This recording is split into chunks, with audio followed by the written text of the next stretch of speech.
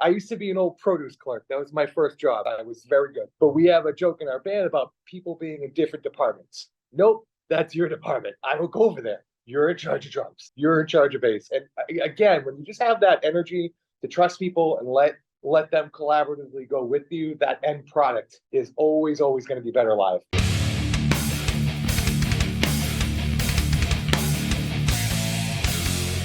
Totally not checking in from a creepy location, but a music studio. The guys in Sundrifter. How are you guys doing today? We're good. Good. Thanks for having us. You're welcome. This is 100% not a serial murder location by the band. I mean, it's soundproof, so it could be, but it isn't yet. Yeah, nice. My spies. Restricted area. Everybody who watches our channel knows I'm formerly from the East Coast, originally from New York. I lived in Boston for a long time. So there's a theory that there's a uncaptured serial killer in Boston still to this day after like a decade. Not sure about that. Boston Strangler? No, newer. Like somebody now, presently. Oh. Like a lot of unsolved murders. The guy who's chasing people down, running near the Charles and drowning them or whatever. Fun. Like that, Fun. maybe. Apropos of none of this, Sundrifter has a new album coming out an earlier time, coming out on one of our favorite labels, Small Stone Records. First and foremost, how's everybody in the band doing? 2024 is already on fire. I hope everybody's good. Beside loving music, I always like to check in with people and make sure everybody's all right before we start talking about art and stuff. No, yeah. Great, yeah. Pretty good. Just excited, ready to go. It's a Thursday here in Boston. It's kind of nice weather after the sub-degree temperatures. Indeed, I don't miss it. I moved to the West Coast. I was like, where can I have like Boston but no snow? Yeah, and that's the Bay Area. So there you go. Good for you. Yeah, super cool. Love this new record. It's definitely, every band says this next record is my best or this is the best thing we've ever done. But I actually think this is the best thing you've ever done. It just feels okay. I can say that I'm the writer and the journalist and the reviewer, but when bands do it, it's like you're supposed to keep trying. I don't know, maybe not. Some people are just like AC/DC, we make the same record and no one, right. We love it. We love Angus and we love Brian or Bon and we'll just take the same record every time. And I appreciate that you guys put a whole lot into this record. It's really deep. I listened to it on repeat a few times. I was like, no skips. This thing is so killer. Sweet. Thank you. It's good to hear. We feel the same way. Yeah, we're beyond excited. We've been sitting on this record for a very long time, production wise. So super excited to get this out. Oh, no kidding. I didn't know it was done for a while. Is that what it was? What was the genesis of this album? Oh boy. Yeah. We went in and tracked I guess off of the last record, Visitations, coming off of that in 2020, about early March 7th and 8th of 2020, we went in to track the drums. And then the next few days after that, everything kind of shut down. And then going back to track everything else took a while getting back into live music. And we didn't want to release anything through like major shutdowns. We didn't know what the future of touring was. And we wanted to save our best. We felt like this was our best work post Visitations. And we didn't want to put it out in a time that would not get much traction. So I think we're hitting the point right now where it is prime. Nice work. I talked to, we talked a lot about this during the worst of everything.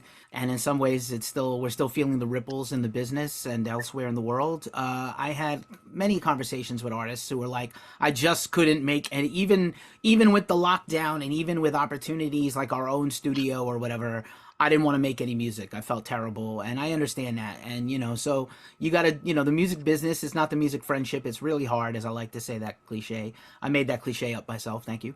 And I like to break my own hand patting myself on the back for small wins. But, it's hard. The music business is hard. Underground music is hard. You got to really love doom metal and sludge and psychedelic rock. You got to want it, you got to want to be here just as a fan and a band. So I really appreciate that about you guys. And, again, it's no shame in that game. A lot of people have been struggling in and out of the arts. Absolutely. Making it work, making everything work as a band, and glad that, everybody's still very much dedicated to it and to the band and to the cause, Nice that we kind of survived it. It was tough for a lot of bands out there, but yeah, it's good to be back. Yeah, I imagine you guys are gonna, other than some regional and local shows, I would hope you guys are gonna book a bunch of gigs and tours and get this music out here, because I really feel like this album needs to be heard. And actually, I'm just gonna go right ahead and say I feel like this album should get almost played by itself. I know it's very popular now to do a whole album playthrough, but I feel like this thing stands up so good that I would love to hear it performed all at once. Just throwing my personal wishes at you now. Yeah. It's good to hear. No, that's great. I'm a big fan of the context of the album versus singles, and picking tunes out of stuff. I'd like to make sure everything works for what I listen to, front to back on a record. So creating something that works that way feels pretty good then. And I don't know if you've had this experience, but with me, like when I find my perfect album that I'm in love with, I can almost start to hear the next song beginning, if that makes sense. Like, your favorite songs, and then you already know what's coming next. Like, there's a beauty in that full product that for sure, is really special sometimes. Right. And it's weird that like we don't necessarily tend to write like that. It just kind of it shows itself and the way we kind of relate to our own music and how we order it and how it kind of flows, and how it's almost like we like to try to make it like scenes to a movie. Like, not every movie is just going to be like action all the way from start to end. But there's ebb and flow and dynamic. So we're happy it kind of translates like that to the fans and the people, the listeners. Yeah, I definitely concur. I think this record takes you on a beautiful journey, and it holds up. Like I said, repeat listens just on a loop. That's how I roll. And then I go back when I'm going to chat with a band, and I go and check out, I go research. But I've seen you guys live, and I feel lucky. Like I said, I'm hoping you guys get to do more stuff. What's it like in Boston right now? I don't know if you guys are in Boston proper or the burbs like everybody else says. This band is from Boston, but they're from Natick or, Needham, which again, I used to live out there. And I know we lost a couple of venues, a couple of new ones opened. What's like the general consensus out there right now in terms of local gigs? It's been rough. Yeah. It's tough. Some doors are closing. Venues are closing, but new ones are opening. We're like, especially shout out to Deep Cuts. It's a new local venue. We're having our release show there soon. So that's kind of like pre-announcement. But we'll also definitely be playing the record, like you said, front to back that night. So more will be announced for that one. And there are some things shutting down, but there is still a lot of community. We played at Bone Up Brewery a number of times, and they really fostered a really cool community. And they come out to shows still. Liz and Jared, biggest supporters, and super grateful for that. And hopefully we can kind of keep the spirit alive out here. I do believe in it. There's a lot of legendary bands and artists and musicians that live here, and I don't think they'll ever let it die. Fair enough. If the Middle East ever goes under or becomes like a condo, we revolt. You know what I'm saying? I'm from New York, where we lost CBGBs. I'm not letting the Middle East go away.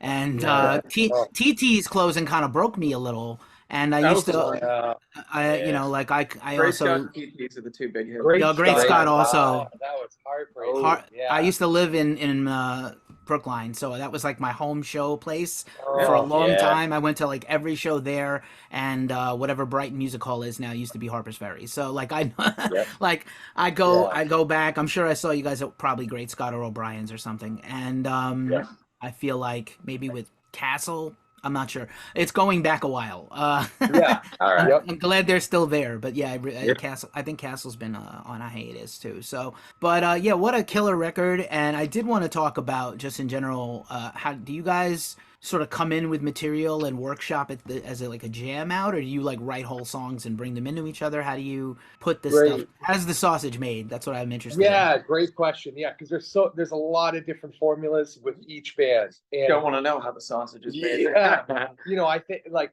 one of my big heroes is like Sting and the Police, right? So like, Sting has an entire song and then, bringing it in and off we go. A lot of times with me, I try to capture the world, the vibe, the feeling that I am now summoning. And then I usually try to bring in a song that's probably maybe 30, 40-ish% of the way there.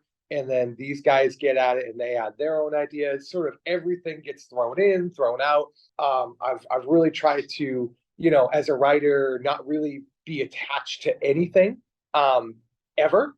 because a lot of times, we'll be in a room and then Pat will start doing something and I'll make up something new off of that and off we go. And you just sort of just have that organic experience in a very collaborative way. So I find from my experience that if everyone in our band is playing the part they like and the part they've written and in what they're excited to add to the song, that overall performance down the road is like epically awesome and exciting. If I'm coming in and saying, well, for the bass line, I think we should do this, it just kills all the excitement for creating. And it just, so I learned very, very, very early on with these guys. It's, we bring an idea, let's get at it, let's pull, let's tug, let's see what we don't like. And yeah, there's been just as many times where I've come in with a riff that's hit right away. And I'm sure you've talked to other songwriters about that. When a song hits right away, off you go, it's done. You're not even asking any questions about it. You're not thinking about a second verse. You're not thinking about if the chorus is too long. It immediately works.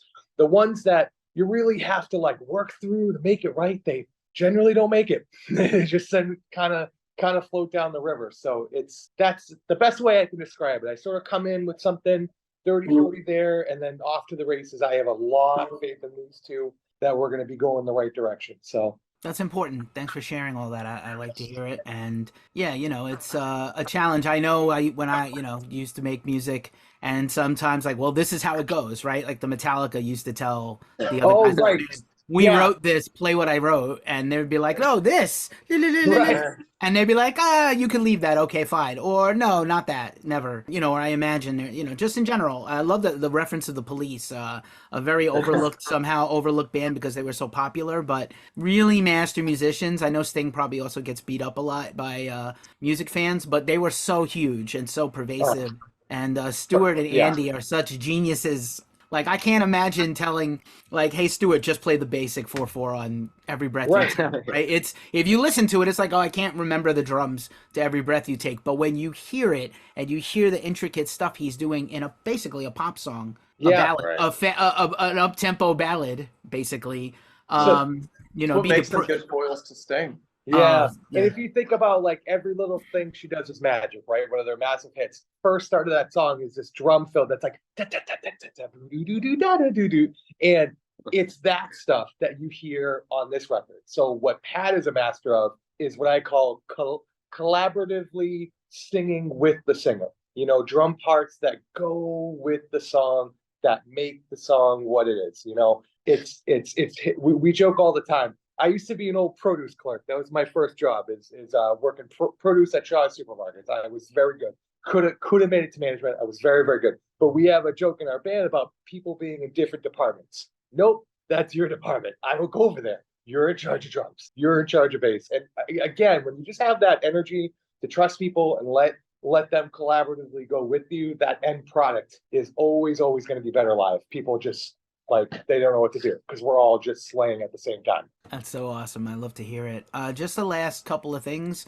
I love the album artwork also. Big sucker for artwork myself. Any particular inspirations or stories about this artwork for this album? I think a lot of it is just kind of influenced by our love for ancient history, sci-fi, just kind of advanced civilizations mingling with early hominids, 2001 Space Odyssey vibe with the monolith, and nobody else to do it better than Branca Studios. He's the man. He crushes it.